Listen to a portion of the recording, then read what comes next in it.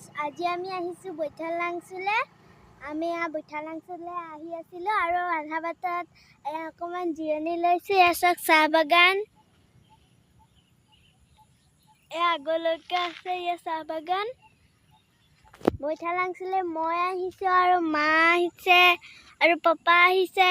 এয়া স্কুটিত আহিছোঁ। আমি বৈঠালাংচুত কি কৰোঁ আপোনালোকক দেখাই দিম দেই। ব'লক আমি এতিয়া বৈঠালাংচুলৈ যাওঁ।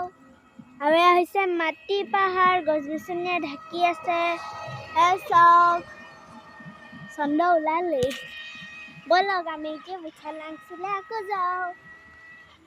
বৈঠালাংচুত কি কৰোঁ আপোনালোককতো দেখাই দিম, ব'লক।